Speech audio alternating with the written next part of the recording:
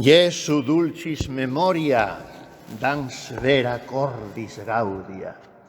Y es lo que estamos haciendo estos días. Por eso nuestro corazón se llena de verdadera alegría, porque tenemos la dulce memoria de Jesús, su presencia, su recuerdo, porque si su memoria llena de alegría nuestro pensamiento, dice San Bernardo en ese himno, su presencia es más dulce que la miel y llena de alegría nuestra vida.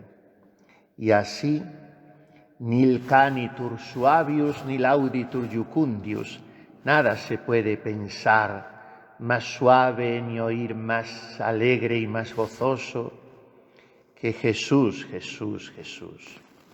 Y por eso estamos tratando de centrarnos más y más en su corazón y de saborearlo en estos días y de tomarnos de su mano, llevados a la vez de la mano de ese gran amigo, siervo, discípulo suyo y maestro de sus enseñanzas, que ha sido nuestro y sigue siendo nuestro Benedicto XVI, que se fue al abrazo de la Trinidad diciendo precisamente esto: Jesús, te quiero. Vamos a hablar hoy un poquito más concretamente de lo que ha de significar para nosotros, consagrados a Él en cuerpo y alma, el seguimiento de Jesús. O podemos hablar también de la imitación de Cristo. Decíamos uno de los primeros días que donde se habla de alcanzar la santidad, de aspirar por la perfección, se puede decir ser Jesús, ser Jesús. Ese Jesús nos dice: sed perfectos como vuestro Padre Celestial es perfecto. Ya sabemos que se trata de un mandato siempre in fieri, se dice en latín, o sea, siempre en realización progresiva. No es un mandato que haya que cumplirlo y rematarlo aquí ahora. Dice Santo Tomás de Aquino que si ese mandamiento de ser perfectos obligara de una manera inmediata, todos estaríamos en pecado, porque nunca nadie es perfecto. Pero el mandato de Jesús es: no dejéis de tender a la perfección, no dimitáis del deseo de identificaros conmigo y no capituléis con la mediocridad ni hagáis las paces con el cansancio, sino ambicionar los carismas mejores, sed perfectos. Y se pregunta Benedicto XVI: ¿pero quién podría llegar a ser perfecto? Y responde: nuestra perfección es vivir como hijos de Dios, cumpliendo concretamente su voluntad. Quisiera hacer un poco de hincapié en el adverbio, porque se nos llena la boca de la voluntad de Dios. Y hemos hecho de esa expresión y de ese concepto sacratísimo una especie de tópico, o sea, un vocablo manido, la voluntad de Dios. Yo no quiero más que la voluntad de Dios. Pues te da ganas de decir algunas veces: pues en este momento es que esté usted callada, por ejemplo, o que haga tal cosa. La voluntad de Dios es aquí y ahora, en ese momento, esa cosa pequeñísima que te ocupa. O sea, ¿cuál es la perfección? Cumplir concretamente no etéreamente, fantásticamente, subjetivamente, sino concreta y realísticamente la voluntad de Dios. Y esa voluntad de Dios pasa naturalmente por la actitud de la imitación de Jesús. Y aquí vuelve a preguntarse Benedicto, ¿cómo podemos imitar a Jesús? Y da una respuesta también muy iluminadora y muy práctica y muy útil para nosotros que, bueno, con los años, con la rutina obtenemos el riesgo de ir acumulando cansancios, desencantos, como tácitas resignaciones, y no, él responde, ¿cómo podemos imitar a Jesús? Quien acoge al Señor en su propia vida y lo ama con todo su corazón es capaz de un nuevo comienzo. Esto tiene que ver mucho con la imitación de Cristo, un nuevo comienzo. ¿Por qué esa insistencia en el Vía Crucis? Primera caída, segunda caída, tercera caída. ¿Por qué esa insistencia en Getsemaní? Oraba una y otra vez, Padre, si es posible, pase de mí este cáliz. ¿Por qué esa insistencia en la predicación de Jesús, de las parábolas, a enseñar lo mismo, repitiendo siempre lo mismo? Un nuevo comienzo. Nos está enseñando con eso a no cansarnos, a no, aunque sea fuerte la palabra, pero es muchas veces nuestra actitud, a no desesperarnos. No se habla de una desesperación definitiva, pero de recortes en la esperanza, en la ilusión, en el vuelo, tras de un amoroso lance y no de esperanza falto, volé tan alto, que le di a la caza alcance. Pero no como avecita que tiene pelo malo, que dice la Santa Madre, que da un vuelo y cansa y queda. Qué bien lo dice eso. No. Hay que volar no cansándose. ¿Cómo? Afrontando siempre con garbo, con ilusión, con optimismo, no tanto psicológico, sino cristiano, un nuevo comienzo.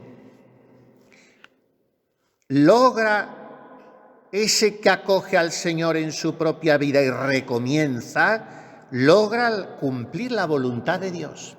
Eso es cumplir concretamente la voluntad de Dios de la mano de Jesús y según su ejemplo, recomenzar. ¿Y qué significa eso? Sigue el Papa. Realizar una nueva forma de vida animada por el amor y destinada a la eternidad. Esto es, una nueva forma de vida animada por el amor. Y continúa con algo que me ha recordado mucho al Santo Padre cuando en el Cántico Espiritual comenta esa canción que es una de las más profundas. Detente, cierto muerto, ven austro que recuerdas los amores, aspira por mi huerto y corran sus olores. Y pacerá el amado entre las flores. Y al llegar a eso, corran sus olores, se refiere el Santo Padre al bonus odor Christi, que ha de derramar en su ambiente el alma enamorada. Y explica que estas almas traen en sí un no sé qué de grandeza y dignidad que causa detenimiento y respeto a quien los mira, por el sujeto de su íntima y familiar comunicación con Dios. O sea, de la intimidad divina brota esa que podríamos llamar elegancia natural y como halo de casi sacralidad o hieratismo lleno de naturalidad y de sencillez y de humildad de esas almas. Y entonces aquí cita el Papa a San Juan Clímaco, no en las colaciones, que es sino en la Scala Paradisi, dice: cuando todo el ser del hombre se ha mezclado, por decirlo así, con el amor de Dios, entonces el esplendor de su alma se refleja también en el aspecto exterior. Claro, si tú en un líquido, en agua, mezclas un líquido o unos polvitos de un color, pues el agua toda se colorea. Y el aspecto exterior que ofrece a mi vista está manifestándome que esa sustancia ha cambiado. Y en el alma igual. Todo el ser del hombre mezclado con el amor de Dios se refleja en su aspecto exterior. Dice Kempis que el amor quiere estar en lo más alto y no ser detenido por ninguna cosa baja. Esta es la mezcla. Dejarnos llenar del amor de Jesús, que nos hará siempre como el pájaro solitario, ponernos en lo más alto, volver al pico al aire, cantar muy suavemente y no ser de ningún determinado color ni admitir compañía que no sea el color y la compañía de Jesús. Por tanto, se impone, si se pudiera hablar así, mezclarse con Él. ¿Y a qué me lleva esa fusión con Jesús? Esa que es mucho más que sintonía de corazón con Él. Esa identificación o connaturalización con Él.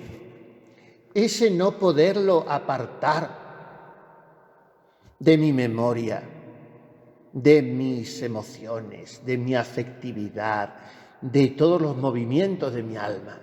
¿A qué me lleva eso? A la actitud, ya hablamos el otro día de ella, pero no está mal que abundemos un poco o mucho, a la actitud primaria del corazón de Jesús. ¿Cuál es? Pues el amor, la misericordia, la ternura, sí, todo eso está muy bien, pero hay algo que precede a todo eso.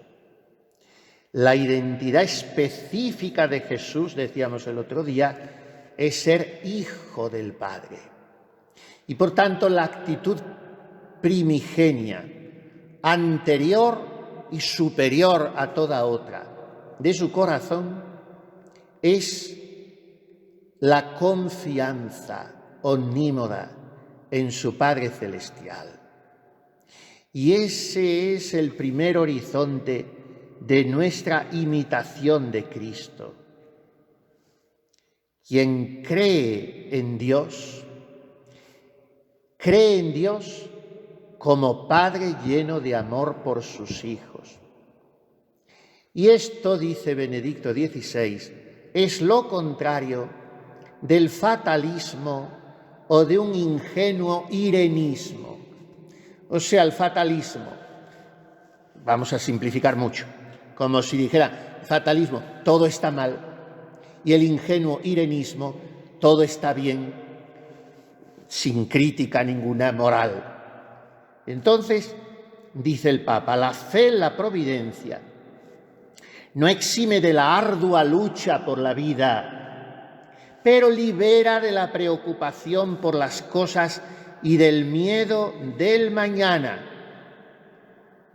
Ahora, aunque cada uno, dice él, según su vocación, un franciscano de una manera, un padre de familia de otra, dice, tenga que practicar la confianza en el Padre de una forma distinta, sin embargo, el cristiano en todo caso, sea quien sea, y lo primero que somos es cristianos, se distingue por su absoluta confianza en el Padre como Jesús, porque es eso lo que da sentido a toda la vida de Cristo, su relación con el Padre.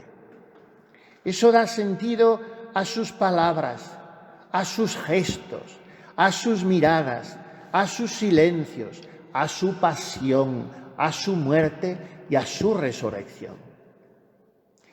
Si no fuera a empequeñecer la cuestión, podríamos decir que la música de fondo de toda la vida de Jesús y el sonido dulcísimo de cada pálpito de su corazón es la confianza ilimitada en el Padre. Jesús, añade Benedicto, nos enseña lo que significa vivir con los pies bien plantados en la tierra, atentos a las situaciones concretas del prójimo y al mismo tiempo teniendo siempre el corazón en el cielo, sumergido en la misericordia de Dios. Qué horizonte y qué meta grandiosa, vivir con el corazón sumergido en la misericordia de Dios. Cristo, dirá en otro de sus ángelus el Papa, Cristo es la roca de nuestra vida. Pensemos en eso que dice el Evangelio algunas veces, que Cristo no enseñaba como los demás, sino con autoridad, que hablaba con imperio, que tenía un pondus, una auctoritas, una fuerza moral. ¿Por qué? Porque cuando enseñaba, dice Benedicto, la gente que lo escuchaba sentía la cercanía de Dios.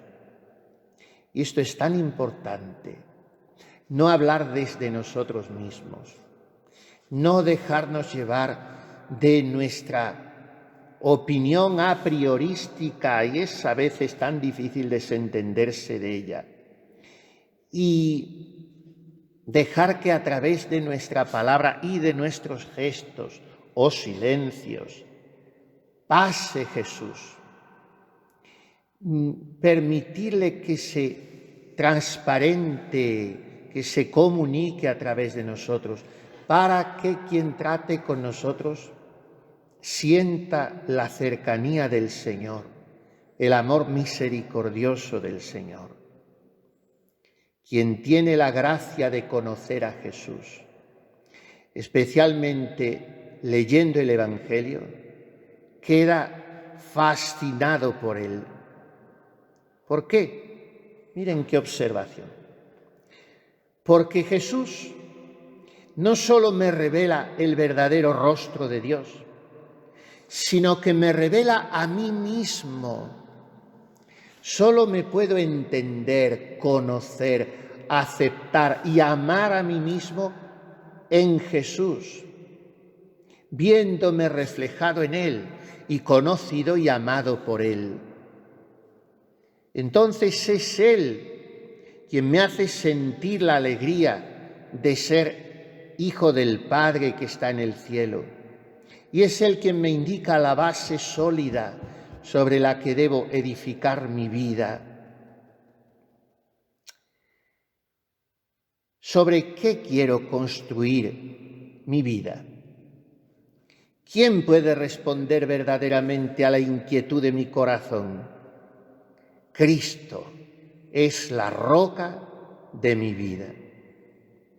¿Y cómo tengo que cultivar, fomentar, intensificar esta que podríamos llamar cimentación mía en Cristo, para que a mi pobre casa no se la lleven los vientos y las inundaciones?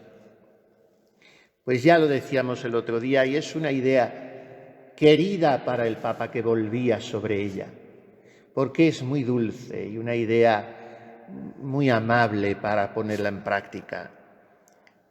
Dejándome tomar de la mano de Jesús.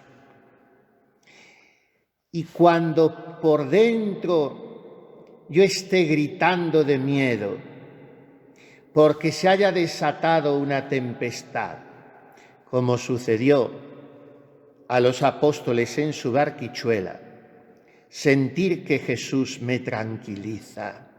Ánimo, soy yo, no tengas miedo.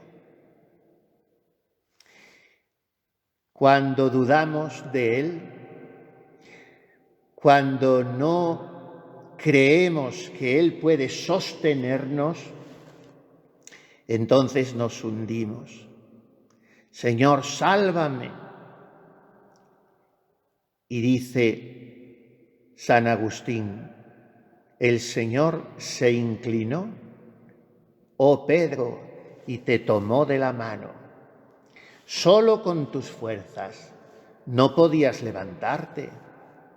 Aprieta la mano de aquel que desciende hasta ti. Y esto es la invitación que recibimos. La mano suya la tenemos tendida. ¿Por qué tantas veces, en pequeñas cosas, pero que van constituyendo nuestra vida, nos empeñamos en hundirnos? Donde digo hundirnos, pongamos complicarnos, pongamos entristecernos, pongamos aislarnos, pongamos obsesionarnos. Al final son hundimientos, no definitivos, pero que no me dejan vivir libre, ligero, y es porque no tiendo mi mano a la suya, que está extendida hacia mí. Pedro camina sobre las aguas, nada menos que sobre las aguas, pero no por su propia fuerza, sino por la gracia divina en la que cree. Y cuando lo asalta la duda, cuando no fija su mirada en Jesús, sino que tiene miedo del viento, cuando no se fía plenamente de la palabra del Maestro, quiere decir que se está alejando interiormente de él y entonces corre el riesgo de hundirse en el mar de la vida. Y glosa esto Benedicto XVI. Lo mismo nos sucede a nosotros. Si solo nos miramos a nosotros mismos, dependeremos de los vientos y no podremos ya pasar por las tempestades, por las aguas de la vida. Y añade una cita de un gran pensador, un gran teólogo alemán que había sido uno de sus grandes maestros y un autor, la lectura de cuyas obras es muy provechosa porque es muy inteligible. Por ejemplo, en liturgia tiene un libro cuyo título después copió igual Benedict Ratzinger, El espíritu de la liturgia, el primer libro del autor al que me refiero, Romano Guardini, el segundo ya de Ratzinger. Y de Romano Guardini esa obra impresionante, El Señor. Bueno, pues aquí cita el Papa otra obra de Romano Guardini, Aceptarse a sí mismo. Y dice Guardini que el Señor siempre está cerca. Ese es un pensamiento maravilloso. El Señor siempre está cerca, pues se encuentra en la razón de nuestro ser. O sea, en Él vivimos, nos movemos y somos. Sin Él, mi existencia no es que no tenga sentido, es que no tiene razón, es que no tiene sustento, es que mi ser depende de su ser, más aún mi ser se inserta en su ser. Yo estoy colgado únicamente de Él. ¿Por qué me empeño entonces en autosuministrarme mis propios anclajes? Si estoy harto de experimentar que me faltan constantemente. No es que me faltan, es que eran imaginarios. Y yo me había hecho la ilusión de que tenía ese agarradero. Pero era un ente de razón. El que es verdaderamente la razón de mi ser es Dios, el Señor, como le llama siempre Guardini. Y dice, el Señor siempre está cerca.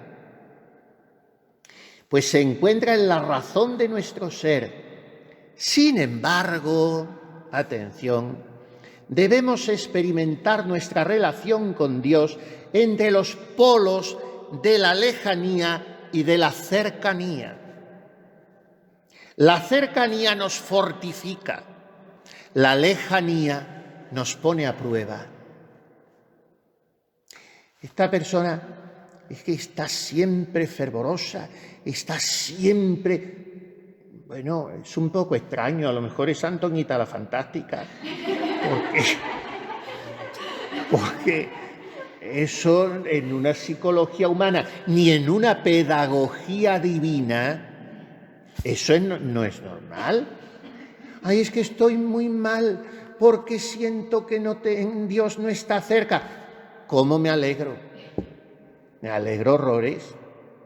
Claro, son momentos de espabilar, de buscarle, de hambrearle, de suspirar por Él. Entre esos dos polos está nuestra vida espiritual. Y no es lógico que el protagonismo exclusivo lo tenga uno de los dos. Aunque hablemos de un alma tan probada y de una noche oscura tan larga y tan lacerante como nuestra Madre Maravillas, pero tenía momentos de asomadas de gloria y de chispazos de luz y de amor, momentos muy fugaces, si se quiere, pero ahí estaban para confirmarle que Dios estaba con ella en su grito de ausencia, como dirá a Catalina de Siena. ¿Dónde estabas, Señor, cuando gritaba? No se suele decir, pero gritaba porque tenía unas tentaciones contra la castidad espantosas. Santa Catalina de Siena, que era un ángel, como también las tenía nuestra Madre Maravillas, contra la castidad. ¿Y dónde estabas? Pues ahí precisamente, en tu grito, en tu dolor por mi ausencia, yo estaba presente. Este es Jesús. Y por eso la cercanía nos fortifica, la lejanía nos pone a prueba.